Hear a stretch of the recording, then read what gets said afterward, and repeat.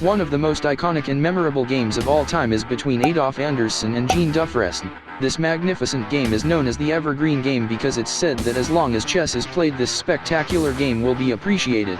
The most spectacular moment in the game was when Anderssen exploited the fact that Jean didn't castle his king with a brilliant queen and rook sacrifice to corner Jean's king, and then included his white bishop pair to win the game while at the same time being threatened with checkmate himself. We win. You were lucky your pieces decided to themselves. Both players' first move was the king's pawn opening.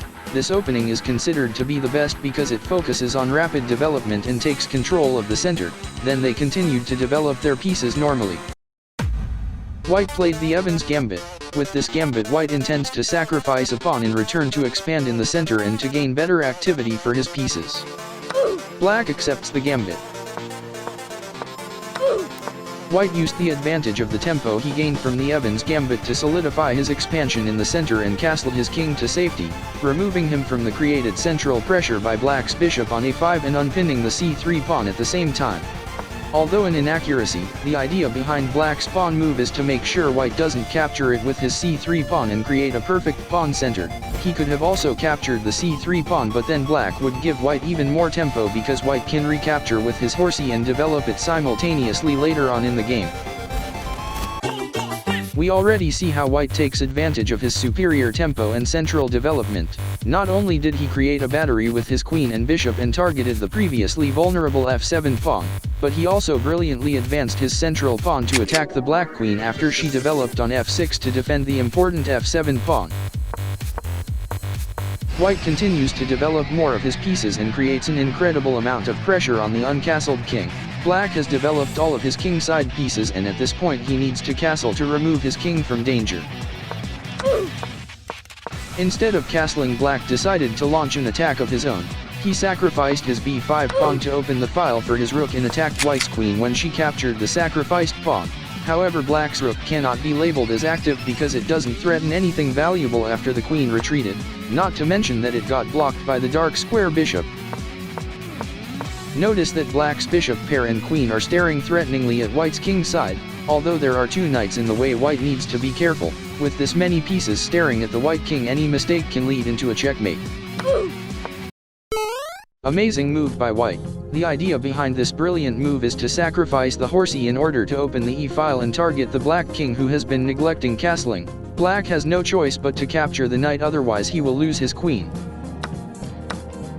In response, Black brilliantly positioned his rook on the newly opened g-file, immediately creating massive threats for White. With the rook involved, 3 pieces in total are directly pressuring White's king side. Now nothing's stopping the black queen from moving to h3 or capturing the horsey on f3 to create a checkmate threat.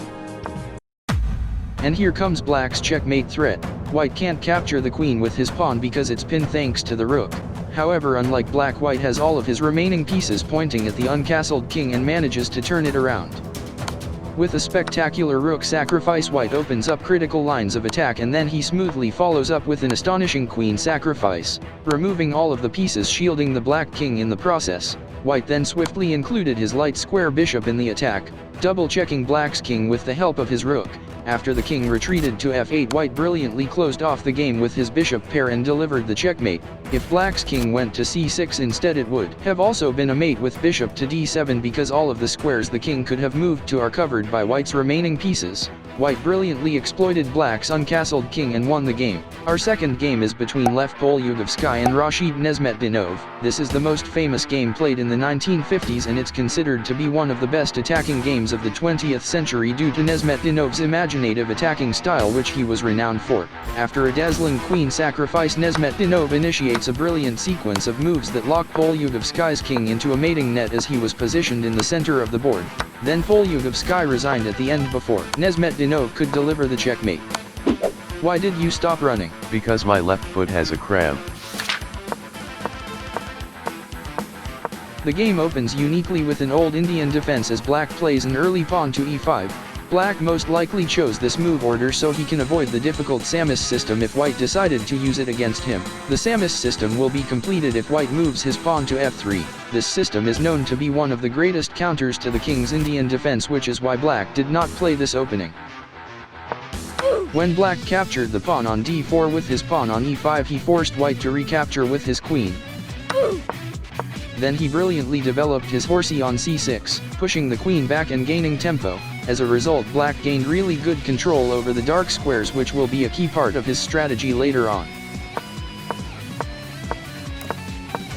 Before the horsey moved to g4, both sides were developing their pieces normally, but after this knight's move, Black opened up the way for his bishop, at the same time establishing better control of the dark squares in the center of the board and opening up the way for his queen to join the action. As expected, Black developed his queen and created all kinds of threats for White in this position. White needs to find a way to defend the vulnerable f2 pawn without compromising his position. Although not the best response, knight to g3 is reasonable. However, if White played pawn to g3 instead, then his position would have been better because he would have pushed back Black's queen. Black uses the advantageous position he is in to include as many of his pieces as he can and sets them up to create a crushing attack. He even seems to prepare a brilliant pawn storm on the king side and will use it to open up White's king side to expose his king to his attackers. As expected, Black continues to advance his pawn storm attack, and now White is in some real trouble. With Black's pawn on g4, this can create many brilliant attack options for Black, even some mating attacks if he moves his pawn to g3 on his next move. Which is why White placed his pawn on g3. This is the only effective move to temporarily hold Black's attack, and even if this pawn moves opens up White's king side by a little, at the moment it's still very difficult to reach the White king, since it's possible for him to run up the board and reach a safe spot if Black decides to press on. The development of this bishop was a brilliant move. We have reached the most critical moment of the game, and although the most natural move seems to be horsey on f3 going after the king, this would have ruined Black's chances for victory. The reason is because if Black went for that attack, the king will simply move to f2, and after queen to h2 the king will retreat to e3, being completely safe in the center by his surrounding pieces, and if that happens it will be a winning position for White. The reason why bishop to e6 was the right move is because if White takes the horsey with his pawn, then Black will retake with his bishop, and after White recaptures the bishop with either of his pawns, then Black just wins the control of the e3 square that the knight currently defends. After that it will be checkmate in 2 moves, bishop to e3 and then bishop to f2.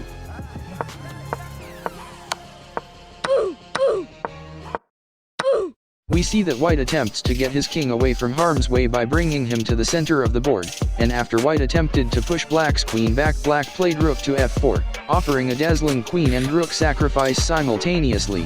If White accepts the rook instead of the queen sacrifice, it will be a losing position for White, because regardless with which piece White took the rook, this creates many openings for Black to exploit, and the knight on e2 will be forced to move and recapture on f4 sooner or later, and then the file will be open for the Black queen. If that happened in the game, horsey to c2 by Black would have been devastating, and the game then could end in many different ways, which all end up with Black taking the win. So White accepts the queen sacrifice in the game because it is the most viable option that at least opens up possibilities for White to create some counterplay, although in the end it still ends up futile for White.